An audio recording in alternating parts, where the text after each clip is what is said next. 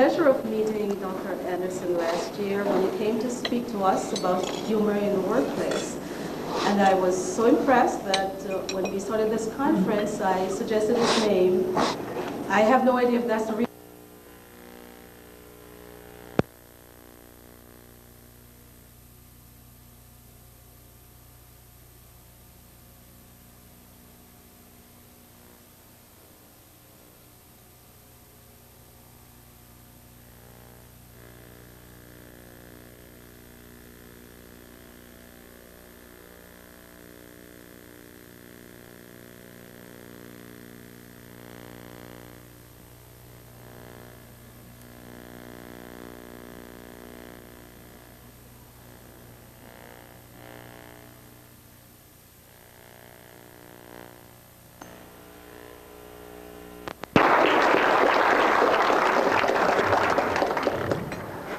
I never know if I'm going to get a round of applause from people, so when I attended a conference a number of years ago, I came across this thing. Listen to this. This is going to be great. Okay?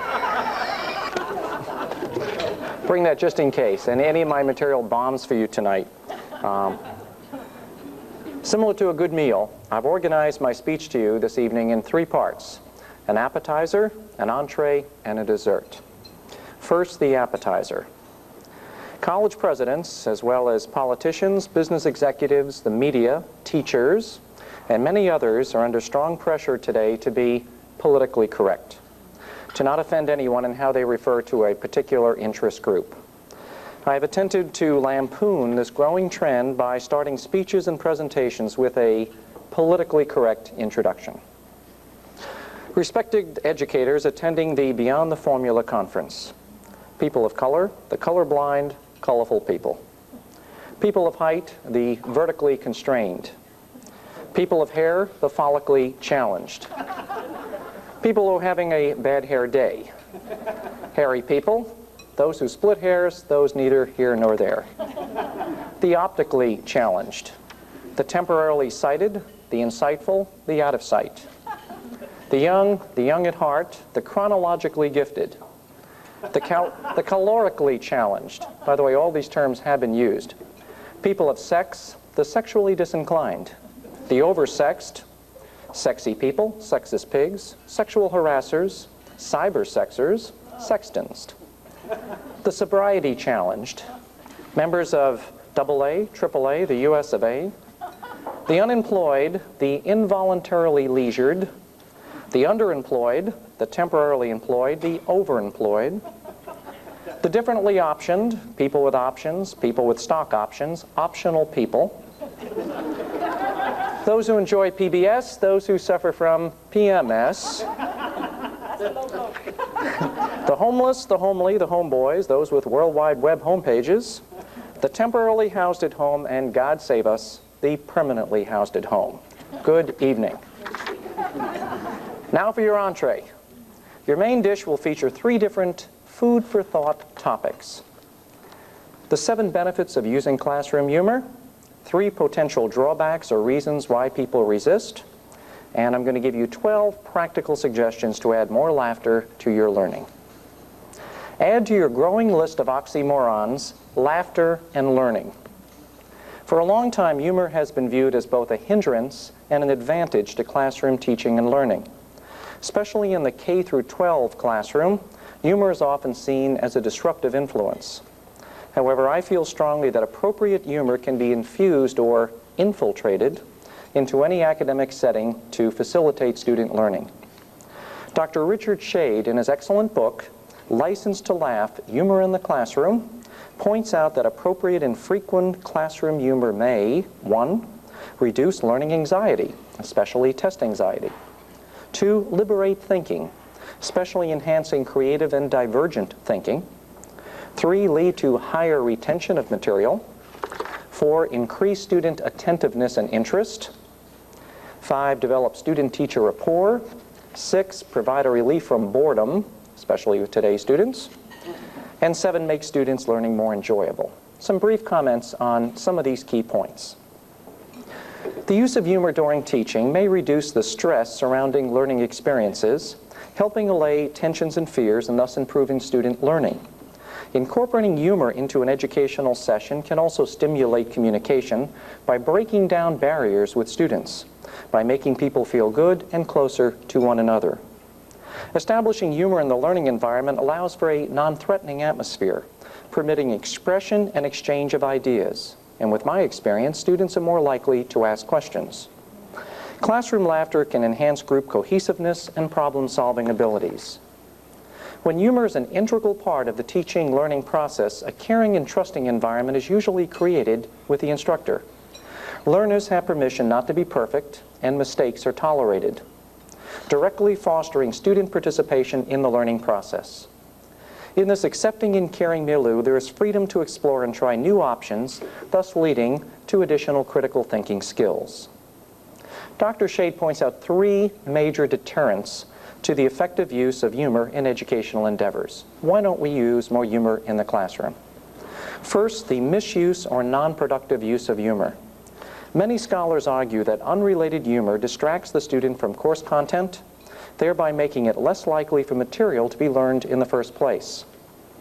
Support for the use of unrelated humor is engendered by those who feel that although it may not contribute to the educational experience, any use of humor, whether related or unrelated, strengthens student-instructor relations, thus increasing learning.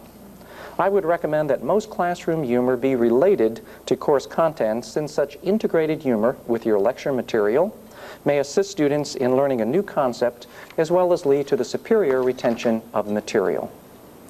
A second deterrent is the lack of appreciation of the relevance of humor to education. Many teachers feel that they take the risk of appearing fallible, imperfect, foolish, or human if they display their sense of humor. Related to this is the belief that one must maintain a serious demeanor while teaching so as to convey a professional image. Teachers may avoid humor to establish an invisible barrier of detachment to students as a way to maintain their so-called professional credibility. And a third deterrent to attentiveness of humor as an instructional strategy is the significant amount of time required to incorporate meaningful, related humor into the instructor's lecture or classroom activities. While there is a proliferation of resources available to educators in most content areas today, humorous strategies in the classroom are rare. This then necessitates time-consuming preparation and creativity by educators in finding the right humorous message or creating the proper lighthearted strategy that will effectively convey the content.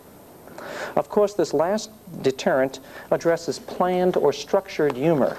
However, I maintain that spontaneous laughter, reflecting the unique sense of humor and the select timing of the instructor, is even more important.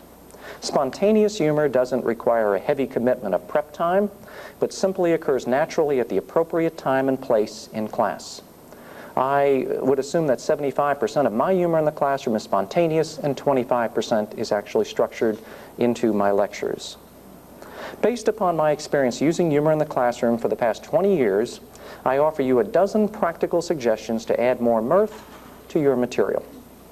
Number one, begin collecting and categorizing examples of humor you feel most comfortable using in the classroom, and then tailor them to specific academic content areas. Two, share with students personally humorous anecdotes. You may want to talk about funny things which occurred when you had taught a particular lecture before, or when you were first exposed to the content yourself. Three, build yourself up by putting yourself down. Don't be afraid to laugh at yourself. Most people with a good sense of humor have the ability to direct it at themselves. Self-effacing humor lowers the barrier between people. Poking fun at yourself helps create rapport. It reflects confidence and security. It's an excellent way to acknowledge your mistakes as well as to diffuse controversy or lighten up a tense situation which may occur in your classroom. Also know that self-disparaging humor is almost always safe, as it is aimed at yourself instead of others. Number four, use cartoons to provide imaginative, humorous laughter to complement your lectures. Note that cartoons are the most frequent type of humor used as an educational strategy. They can be used as an attention getter as well as to illustrate major principles and reinforce textbook or lecture-based material. 5, play popular games to involve students in learning key concepts and practicing new skills. Gaming is an educational strategy that promotes laughter and feelings of amusement, as well as learning in a fun way. In using gaming as an educational strategy, effective results will be realized if popular games whose format is known by most participants are used. Some examples. In teaching statistics, I've used Jeopardy! Example, the category is measures of central tendency. The $300 answer is found by adding a set of numbers and dividing the result by the number of numbers added. The answer is, what is the mean? To illustrate simple probability, I've used the money wheel on the popular television show Wheel of Fortune. Since the wheel has 24 identical sections, which we all know are equally likely outcomes, students can easily find the probability that the wheel will stop at any of the money categories. For example, since there's only one $5,000 space, there's a 1/24th probability, or 4.2% chance of landing on this coveted spot. I've also used Trivial Pursuit, a casino roulette wheel, a bingo board, and computed the odds of winning various lotteries. And with statistics, of course, you're illustrating the concepts of combinations and permutations. You can make the concepts and the learning fun. Number 6, Alex and Bob and I were talking about this. Recognize that humor is an attitude. It is not jokes or puns or cartoons or satire. It's not laughter or smiling. Okay? It's how you choose to look at your life, your relationships, how you teach, and the way you interact with students. 7, realize that getting started is the hardest part. Overcome your fears and apprehensions. Doing something different than you've always done in the past requires a major change in behavior. It's not easy to teach us old dogs new tricks. I would suggest that you introduce humor on a gradual and conservative basis and infuse your lectures with both intentional and spontaneous laughter. Number 8, to be successful, you will need to constantly fight the FOLF syndrome, fear of looking foolish. Keep reminding yourself that engaging in classroom humor is not going to endanger your personal or professional credibility, but will most probably enhance it, especially in the eyes of your students. 9, accept that not everyone can use humor effectively in the classroom, nor to the same degree as another. Your use of humor depends on a large number of variables, including your personality, your style, your tolerance for student-centered versus teacher-directed activities, your willingness to take risks, and your ability to not take things so seriously, including yourself. Also, note that what works with one group of students may not work with another. Humor is intensely personal, and each person and group has a unique sense of humor. 10, accept that Murphy's Law and the dozens of corollaries fully apply to the field of educational humor. Believe me, if it can go wrong, it will, at least on occasion. In using humor in the classroom, I've encountered some unusual or embarrassing moments. I will share with you 3. There have been times when I've told a joke, an anecdote, or what I thought was an unusual, zany story in the classroom, and my students didn't think it was funny. I mean, there was no reaction at all. Complete silence. To minimize the embarrassment of bombing, I suggest that you make sure your humor is targeted to the age level, intelligence, and interests of your audience. Sometimes humor can be misinterpreted or misconstrued. On a few occasions, some of my students didn't know for sure if I was joking. I was once asked if the students had to memorize a lengthy table of logarithms for the next test. I smiled and answered, of course, it's only 5 pages long. When 2 students complained after class, I realized that some actually believed me. And third, understand that certain people are very sensitive even to light, kind-hearted kidding or teasing. I once teased a student about a very unusual wrong answer to a homework problem. Although she and the rest of the class laughed, I could see that I had inadvertently hurt the shy, sensitive person. I apologized to her after class. Now, unless I know the student fairly well or receive permission beforehand, and we have a lot of special needs students in our classes today, I rarely kid or tease a student in front of the class. Number 11, solicit student and colleague feedback to help you assess how to better incorporate humor in your course the next time you teach it. The final question on my course instructor evaluation form is, was the instructor's use of humor to convey concepts and lighten up the lecture material effective to your learning? Yes or no? Please explain why or why not. Over 95% of my students in my courses have responded yes. Their specific responses have provided me with guidance for future courses. Also, I recommend that you consult with other teachers who use humor in their classrooms. Beg, steal, borrow, and then adapt what works for them for your own students. Even if the subject matter is completely different, the basic approach is often transferable.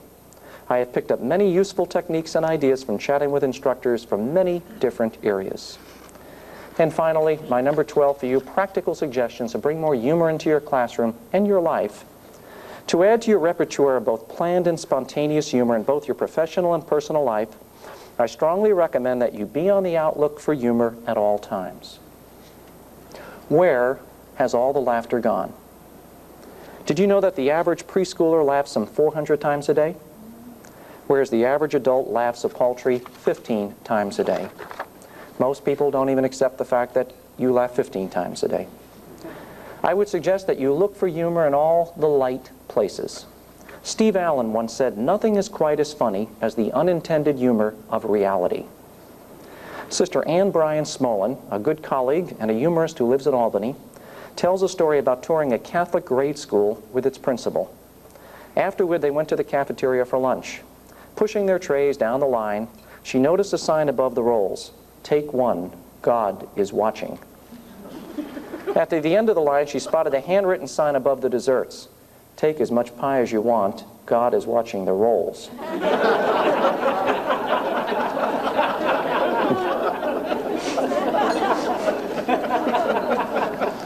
Heed the advice that Dr. Seuss offered in his classic children's book published more than 50 years ago. From here to there, from there to here, funny things are everywhere. Don't forget one of the first words you ever learned, look. And now for your dessert. Some selections from my humor book. Ready for the title? Some Days You're the Pigeon, Some Days You're the Statue. Comic Confessions of a College President, a bestseller, as my publisher says, as well as some selections from the humor column, the newspaper humor column I wrote for 18 months for the Glens Falls Post-Star. Hope you like some of these. I was asked by a local organization that was putting together a cookbook if I would give them a recipe, and I don't cook. You know, I preheat the 450 and pull the foil back. You know, that's kind of my cooking. So I said to them, rather than giving you a recipe, how about if I did a funny column for your cookbook? They said, great. So I gave them a column, and here's part of it. You know this is a top 10 list. I'm sharing with you some top 10 lists tonight. You know you're a klutz in the kitchen when, number 10, your garbage bags are the only ones in the neighborhood not ripped open by stray dogs. Number 9, the hospital emergency room puts on an extra shift and rents 2 additional stomach pumps when you have your relatives over for holiday dinner. Number 8, your stove has a fire extinguisher attached. You know you're a klutz in the kitchen when, number 7, your kids reminisce about hospital and airline food. This one's not so funny in my house. You have to deactivate the smoke alarms every time you cook. Number 5, after you've cooked your Thanksgiving turkey, you're amazed to find a mysterious plastic bag inside the bird. Number 4, your dog doesn't beg at the dinner table. Number 3, the neighbors complain about the vultures that are always circling your house. 2, the minister asks that your contribution to the church's covered dish supper remain covered till everyone else has made it through the buffet line. And number 1, you know you're a klutz in the kitchen when your wife gives you a puzzled look when you compliment her on her homemade raisin pudding. Then one of the raisins flies away. One of the things in the column I did constantly, readers would always send me some different true advertisements that appeared. So here's 10 true classic newspaper advertisements. There was an advertisement in the Chronicle, which is a weekly in my area in Glens Falls, New York, that promoted the sale for a local beauty parlor's spiral sperm. Here's a classified in the Free Shopper newspaper. For sale, complete set of Encyclopedia Britannica, never used, my wife knows everything.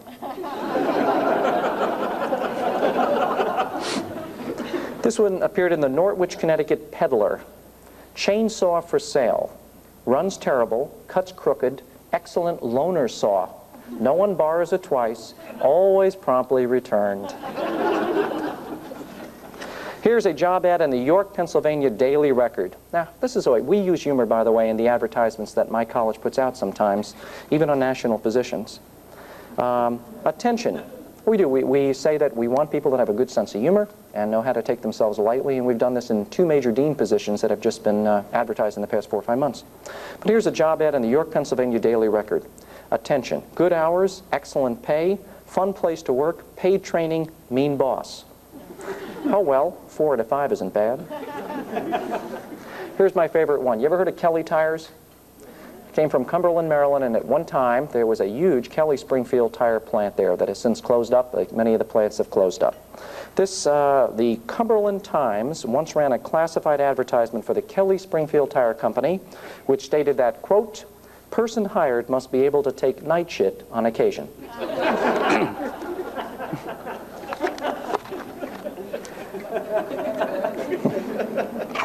The things that probably appeared more often in the columns that I wrote are signs, zany signs that people sent me, signs, pictures, and everything else. So I'll share with you 10 of my favorite signs that have appeared at different places. At a florist shop at McClellan Air Force Base in California, above a refrigerated case containing 3 vases holding 3, 6, and a dozen roses. Exactly how mad is she?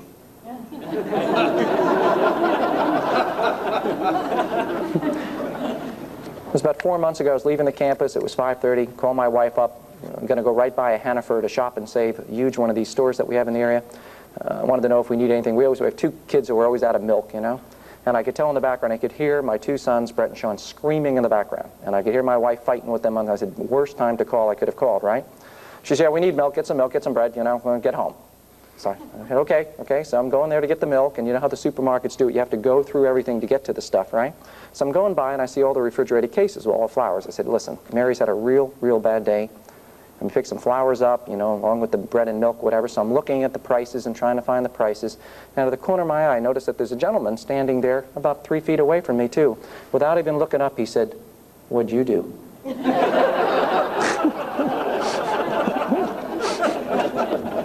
Isn't that sad, men? Speed bump sign along a highway in Bermuda. Hump here. On an interstate highway in Arizona, federal prison ahead, do not pick up hitchhikers. Here's a good one. Sign in a wallpaper and paint shop.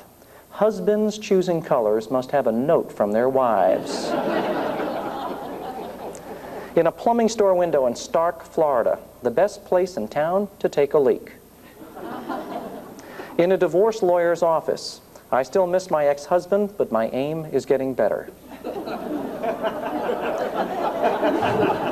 I do a lot of flying. You've seen this sign. Any that flew into Albany or wherever it is, Rochester, you've seen this sign. I've seen it many places. Along the runway at Atlanta Airport, here's a sign we really need, end of falling rock zone signs. Baggage vehicles must yield to oncoming aircraft.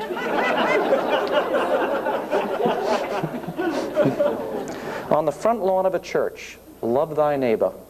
In front of a sleazy motel across the street, do it here.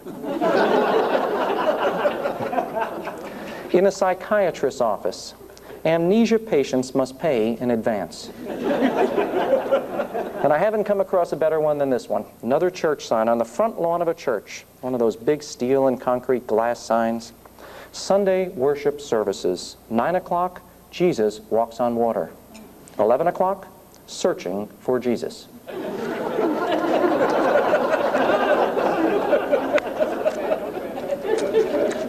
Actual Sunday church bulletins. Things that have actually appeared in church bulletins. Don't let worry kill you. Let the church help.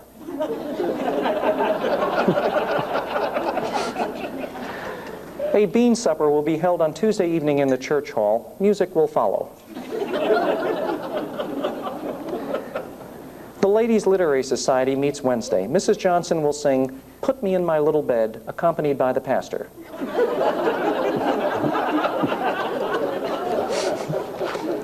Christian Youth Fellowship Human Sexuality course today at 1 p.m. Please use the rear parking lot for this activity. Tonight's speaker will address the topic, after the marriage ceremony, what next? Free babysitting.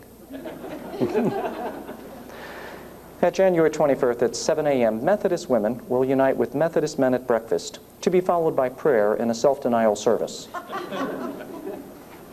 Any ladies of the congregation interested in joining the Little Mothers Club should see the pastor following the sermon. Here's one of the ones I like. The Outreach Committee has enlisted 25 visitors to make calls on people who are not afflicted with any other church.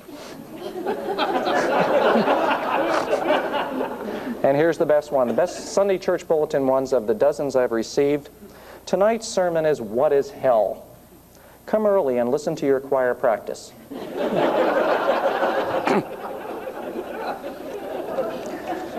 And because Bob has given you a great day and you have another day ahead of you with statistics and everything else, I'm going to leave you early tonight, but I'm going to leave you with something special as the tail end of your dessert. Since laughter is a unique form of communication, I'll close with a parable entitled The Need for Effective Communication. I know you're late, you've had a hard day, stay with me. The president tells the provost, next Thursday at 4:30 a.m., Halley's Comet will appear over this area. This is a phenomenal event that occurs only once every 75 years.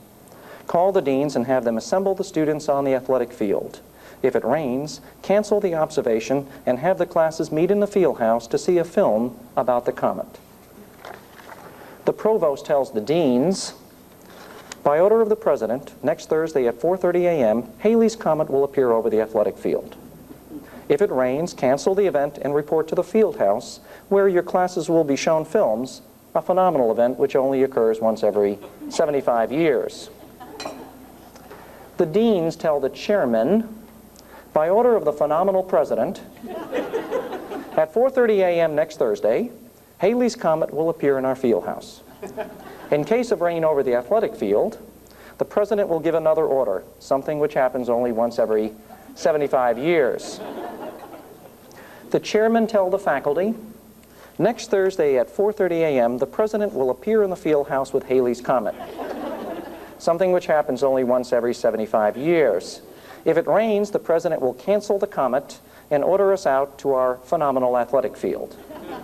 And finally, the faculty tell the students, when it rains next Thursday at 4:30 a.m. over the athletic field, the phenomenal 75-year-old president will cancel all classes and appear before the students in the field house with Bill Haley and the Comets. Thank you so much. I'll take questions or comments, whatever at this point.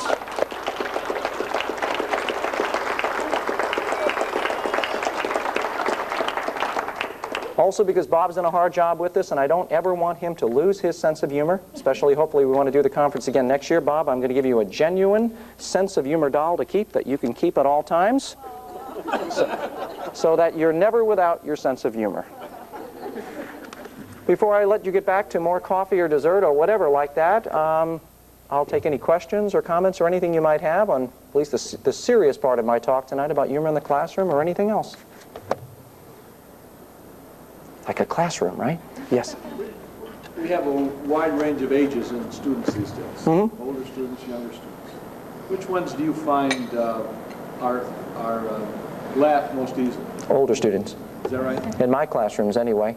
Maybe my younger students, maybe it's mathematics, it's a required course, or statistics, whatever.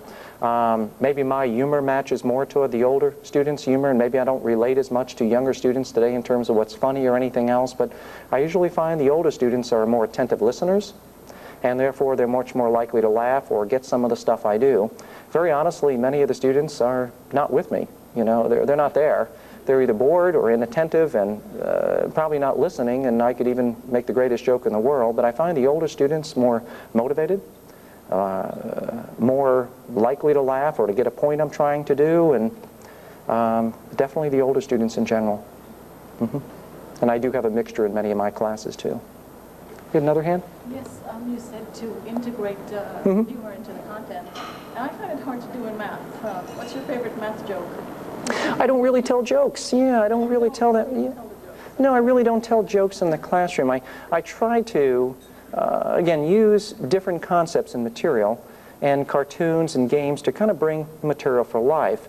Some of the times, teaching statistics and teaching some of the concepts of statistics too. And I might bring a joke in or two or something like that to liven up the class. It's usually not related to the math humor if it triggered off a content or something like that. But I usually don't take jokes in the classroom. And I try to have the students be as informal as possible. Many of the textbooks have cartoons built into them, so it's easy to trigger off the cartoon, showing misleading graphs and statistics or something else like that. And like I said, sometimes it works with the right group of people. You get the right class and you develop that right synergy with the class, and it really goes. And you can tell the change in the atmosphere of the class as you teach. I think I must be trying too hard. My kids just roll their eyes at me. Believe me, I've had extreme situations that have bombed, and part of it is again, many times is the age difference or with the students. And again, a lot of the stuff I use now, I know the games work well. I try to do the gaming strategies, and I buy some lottery tickets for the kids, and we try to compute the odds, that kind of stuff. They try to get things going. But really just being natural. We all make mistakes when we do it. I try to make a little fun when I keep track of the number of mistakes I make in the class. Things like that you don't take yourself as seriously. People think you're human. And my biggest thing is getting students to be attentive, to ask questions. You can always say there's no such thing as a dumb question, everybody should ask questions, but getting them to feel relaxed enough that they can come up and feel more comfortable in the class, etc. I try to do things before tests to reduce math anxiety and test anxiety, especially in the mathematics classroom.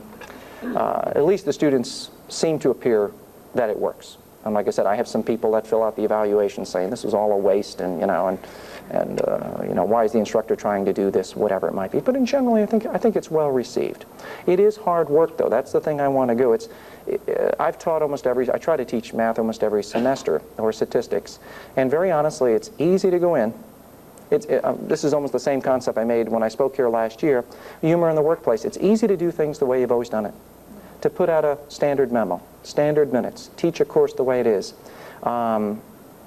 It's much more difficult to say, how might I lighten up this material? How might I have something that presents the material in an interesting way that the students will remember it, enjoy? Do you remember back to some of the courses you might have been in 3rd, 4th, 5th, 6th, 7th grades with some of the people you might have had that used humor to convey concepts? I still remember them. I still remember different concepts, whether it's spelling, of learning how to do spelling words, or anything else, but it still stands out in my mind in terms of conveying a concept or a principle that I've had from when I remember my teachers. I probably remember the good ones, but I remember the ones that have also used humor to try to teach certain concepts. I still remember my chemistry, I don't know why, teacher back in 8th grade, because he did some funny things and presented concepts in a funny way with helium balloons, whatever, and you still remember the concept. So I think it has a powerful impact to retention, but it requires time and commitment, and again, fighting the fact that I'm going to make an ass of myself. I'm going to make a fool of myself if some of this material or some of my approaches don't work out. Anything else? I'm not going to try to hold you up tonight. I hope you have a nice evening here. It's obviously a gorgeous night tonight at Monroe Community College. You have a good day at your conference. Congratulations to Bob and everybody else. We had to turn people away from the conference, so you're the lucky ones that are able to be here tonight. And I'll be here after it if anyone wants to chat. Thank you for having me.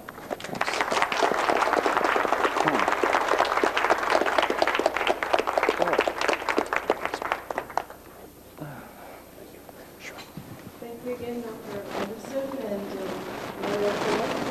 My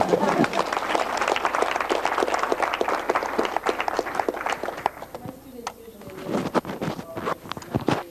because like I usually talk about the one on the television where I tell them, would you please,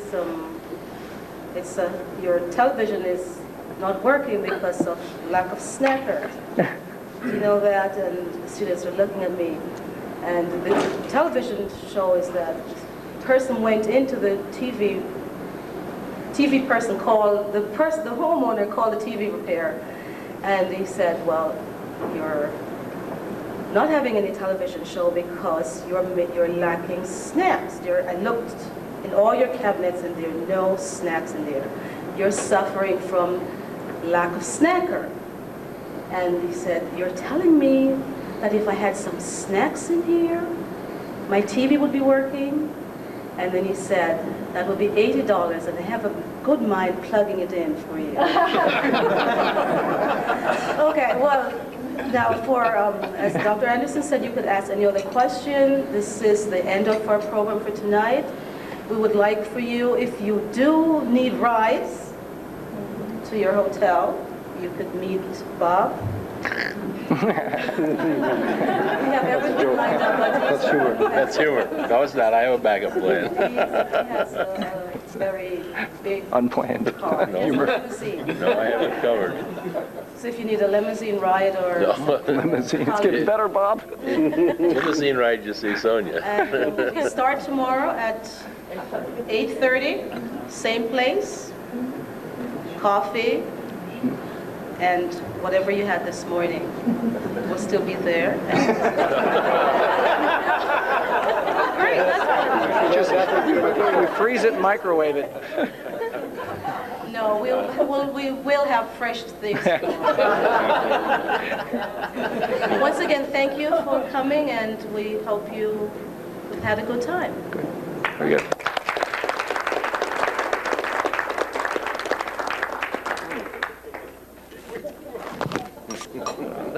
Same deal. That's good. Like a snack. Yeah, the same thing tomorrow, right? Same menu. Yeah, but you know, the greatest thing I heard, I had to go